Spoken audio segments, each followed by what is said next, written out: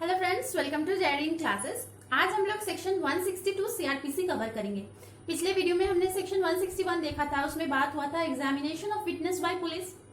अब जैसे ही एग्जामिनेशन होगा विटनेस का पुलिस द्वारा, कुछ स्टेटमेंट्स भी तो मिलेंगी पुलिस को, तो वो स्टेटमेंट्स को जब रिड्यूस करेंगे रिटन फॉर्म में। अब जरूरी नहीं है सारे विटनेस का सारा स्टेटमेंट रिकॉर्ड करें, जो पुलिस को लगेगा ये जरूरी है केस के लिए, तो उसी स्टेटमेंट्स को रिकॉर्ड किया जाता है। तो 161 बात कर रहा है statements to police not to be signed. ठीक है, जो स्टेटमेंट्स पुलिस को दिया जाएगा तो जरूरी नहीं है वो उस स्टेटमेंट्स को सिग्नेचर लिया जाए। अब देखिए, ध्यान से सुनिए।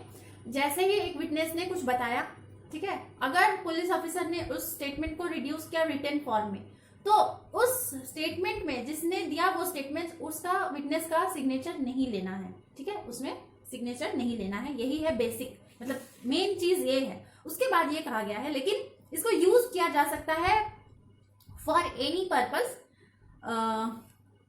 at any inquiry or trial in respect of any offense under investigation at the time when such statement was made.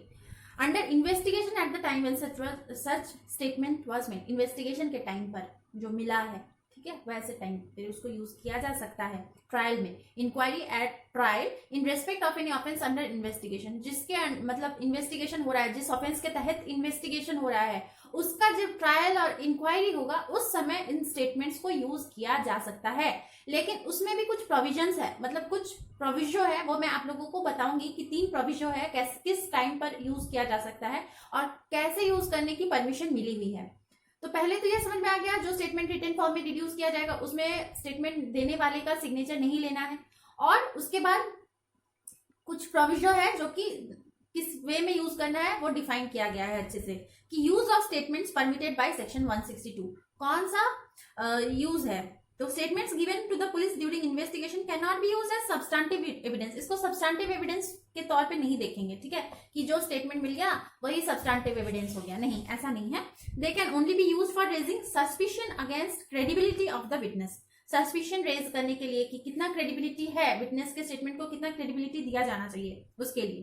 तो section 162 can be used for a 3-fold purpose, 3-fold purpose के लिए यूज किया जा सकता है। नेमली, सबसे पहला ये है जब डिफेंस यूज करे उस स्टेटमेंट को for contradicting the prosecution witness. Prosecution witness को कॉन्ट्राडिक्ट करने के लिए डिफेंस यूज कर सकता है पहले इंस्टांस में। सेकेंड इंस्टांस में प्रोसिक्यूशन ही यूज कर सकता है for contradicting the prosecution witness. पहले डिफेंस करेगा प्रोसिक्यूशन विटनेस के लिए, फिर प्रोसिक्यूशन ही करेगा प्रोसिक्यूशन विटनेस को कॉन्ट्राडिक्ट करने के लिए, लेकिन with the permission of the court, court के परमिशन पे। सपोज ए और बी दोनों ही, एक ए प्रोसिक्यूशन है, बी जो है प्रोसिक्यूशन विटनेस है, और यहाँ पे जो सी है वो कोर्ट है। तो कोर्ट का परमिशन जरूरी है जब ए कॉन्ट्राडिक्टिंग स्टेटमेंट लेगा विटनेस, कौन से, प्रोसिक्यूशन विटनेस से। ये प्रोसिक्यूशन विटनेस है बी, ये है ए, और सी का परमिशन चाहिए होगा। ठीक है, ये मैंने बताया जब प्रोसिक्यूशन ही प्रोसिक्यूशन विटनेस का कॉन्ट्राडिक्टिंग करेगा। This might be desirable if a prosecution witness is won over by the other side. ये तभी पॉसिबल है जब प्रोसिक्यूशन विटनेस को वॉन कर लिया गया है अदर साइड द्वारा। वॉन यानी जिता लिया गया, मतलब टेक ओवर कर लिया गया है। The witness whose previous statement is so used may be re-examined, जिसका ले लिया गया है प्रीवियस स्टेटमेंट यूज करने के लिए, उसको फिर से री एग्जामिन कर सकते हैं by way of an explanation. By way of an explanation उसको यूज किया जा सकता है, but for the purpose only of explaining any matter. सिर्फ किस पर्पज में, एक्सप्लेन करने के लिए मैटर को जो कि रेफर किया गया है उसके क्रॉस एग्जामिनेशन में री एग्जामिन कर सकते हैं उसको, उस मैटर को एक्सप्लेन करने के लिए जो कि रेफर किया गया है उसके क्रॉस एग्जामिनेशन में। हो सकता है थोड़ा सा सुनने में पहले लग रहा है, लेकिन ध्यान से सुनिए, फिर रीड आउट कीजिए, समझ में आ जाएगा।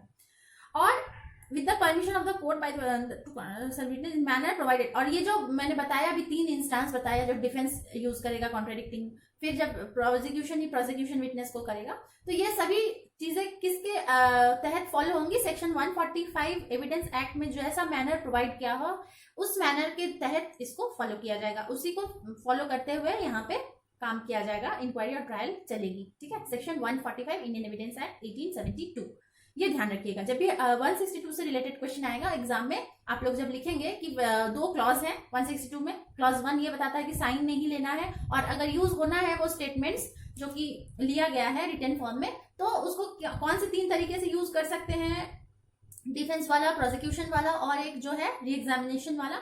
और ये कौन से मैनर में फॉलो होगा, सेक्शन 145 इंडियन एविडेंस एक्ट। ये क्लॉज 1 आई होप पूरे अच्छे से समझ में आ गया होगा। अब क्लॉज 2 बताता है nothing in this section shall be deemed to apply to any statement. कुछ चीजें out of the context, out of the provision of section 162 रखा गया है, जहां पे 162 फॉलो नहीं होगा, अप्लाई नहीं होगा। कौन सा statement following within the provisions of clause 1 of section 32 of Indian Evidence Act, clause 1 of section 32 of Indian Evidence Act और section 27 of Indian Evidence Act. ये दो जो सेक्शंस हैं इसको बाहर रखा गया है 162 के तहत।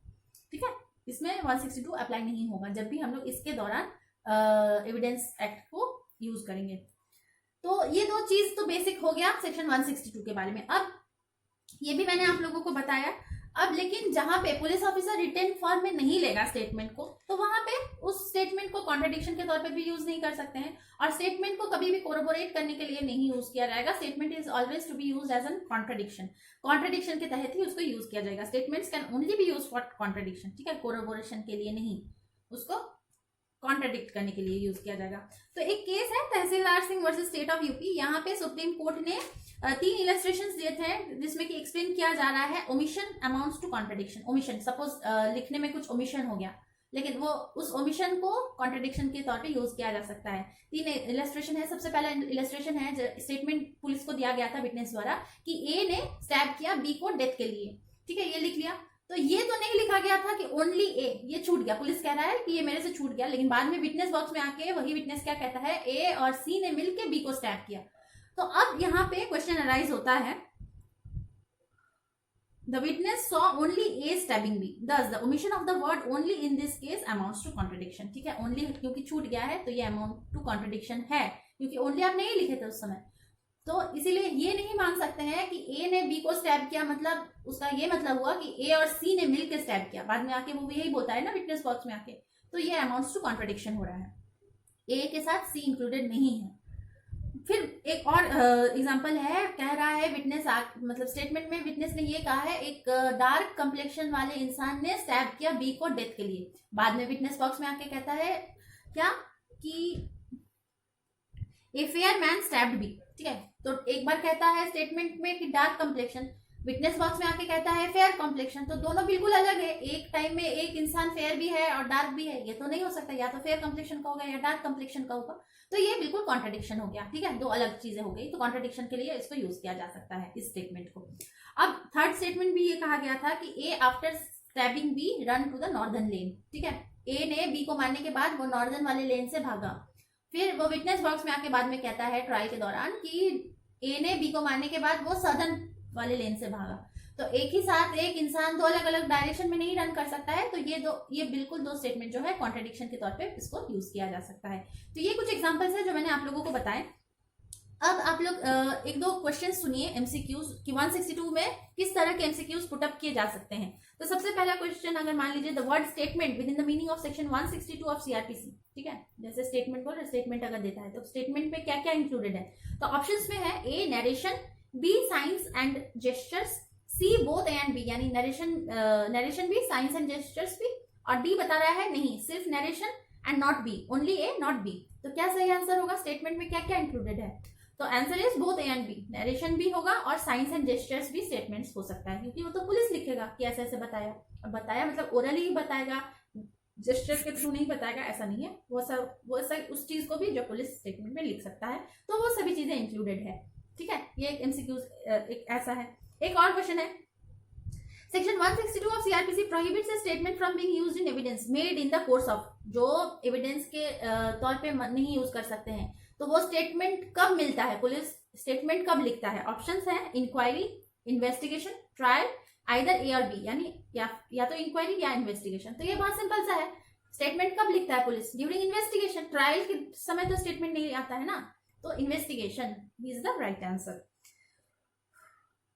फिर एक और क्वेश्चन है, the bar created by section 162 of CrPC does not apply to, जो बार क्रिएट किया गया है वो किस पे अप्लाई नहीं होगा। तो ऑप्शंस है A civil proceedings, B proceedings under article 34 of the Indian constitution, C proceedings under article 226 of the Indian constitution, and D है all of the above.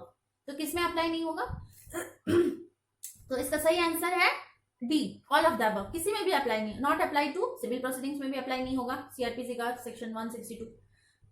Obviously criminal है तो सिविल पे अप्लाई नहीं होगा। प्रोसीडिंग्स अंडर आर्टिकल 34 पे भी apply नहीं होगा। आर्टिकल 226 ऑफ कॉन्स्टिट्यूशन में भी अप्लाई नहीं होगा। तो इसका सही आंसर क्या हो गया? All of the above. ऐसे ही कुछ और एक दो क्वेश्चंस है, अगर आप लोग बोलिएगा तो मैं अलग से एमसीक्यूज का लेसन बना दूंगी, या तो पीपीटी के फॉर्म में, या ऐसे ही अपने नोट्स शेयर कर दूंगी लिख करके, आप लोग जैसे बोलिएगा। अगर आप लोग को जरूरी लग रहा है तो आप लोग मुझे कमेंट सेक्शन में बताइएगा इस चीज को लेकर। और अगर 162 समझ में आ गया है, आई होप समझ में आ गया होगा, क्योंकि इसके बाद आप लोग पढ़िए बुक, आ जाएगा समझ में। नहीं आता है मुझे कमेंट सेक्शन में पूछिए। और वीडियो पसंद आता है तो लाइक करें। इसके नेक्स्ट वीडियो में हम लोग 163 पढ़ना शुरू करेंगे। तो आज के लिए इतना ही। Thank you so much.